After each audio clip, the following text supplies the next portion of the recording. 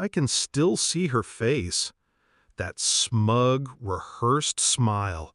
Her manicured nails tapping against the polished oak table as if she was already counting the money. She didn't even look at me when the lawyer opened the will. She didn't need to. She thought she'd already won. 5 months earlier, when Dad married Vanessa, I wanted to believe she loved him. She was young, beautiful, and knew how to laugh at his jokes. He was a brilliant man, but lonely after Mom passed.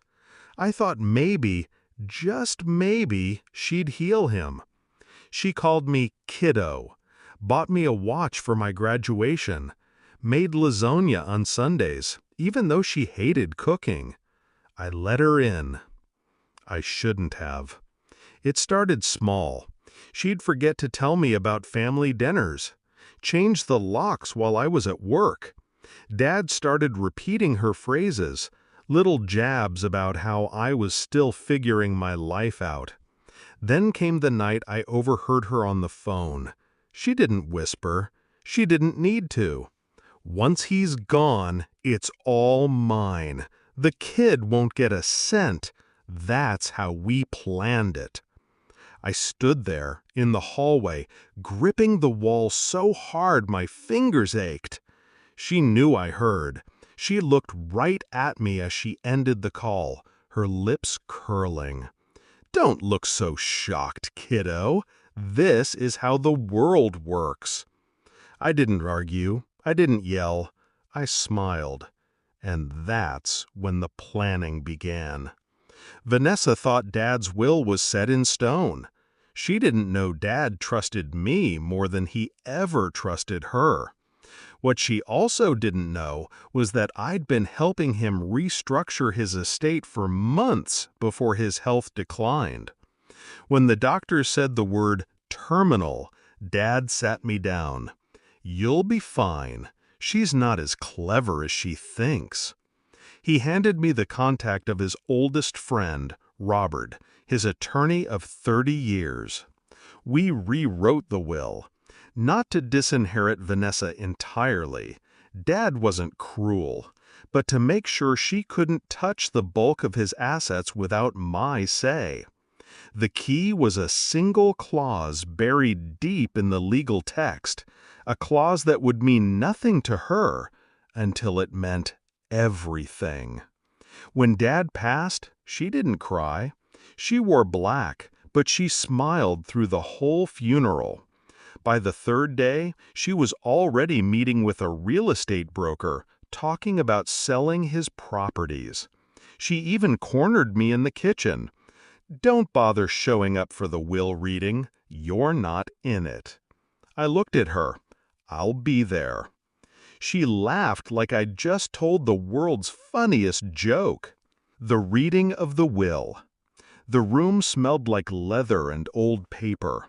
Robert sat at the head of the table, his glasses low on his nose. Vanessa sat to his right, draped in black silk, acting like a queen awaiting her crown. The first part was predictable. Small bequests to charities, gifts to longtime staff. Then Robert said my name. Vanessa's smile twitched.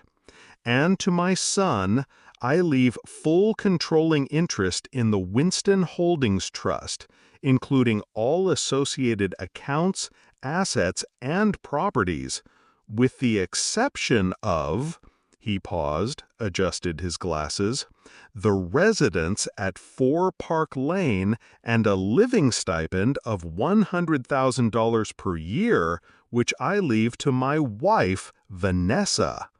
Her head whipped toward him. "That's it?" she snapped. Robert smiled, just a little. Per the clause in paragraph 14, any sale, lease, or transfer of trust assets requires the sole consent of your stepson. Without his written approval, you cannot liquidate or encumber any property within the trust. Her lips parted. No sound came out. She turned to me, eyes sharp enough to cut glass.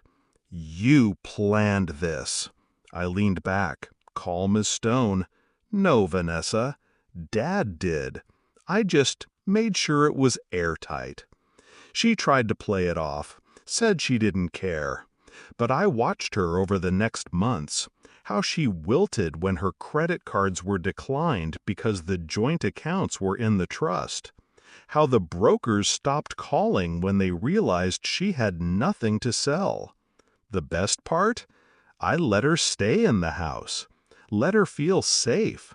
And then, when she tried to rent out the guest wing for cash without my consent, I exercised the clause.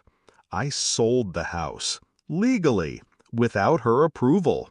She got her $100,000 a year, exactly as the will stated. Enough to survive, not enough to live the life she thought she'd stolen. The last time I saw her, she was standing outside the Park Lane gates, suitcase at her feet. She didn't look at me when I walked past. I stopped, just for a second. "Guess you were wrong, kiddo," I said. Her jaw clenched. I kept walking. Revenge isn't about rage.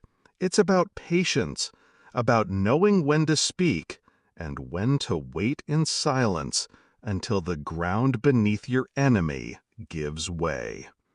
Dad used to say, "A sharp mind cuts deeper than a sharp blade." He was right.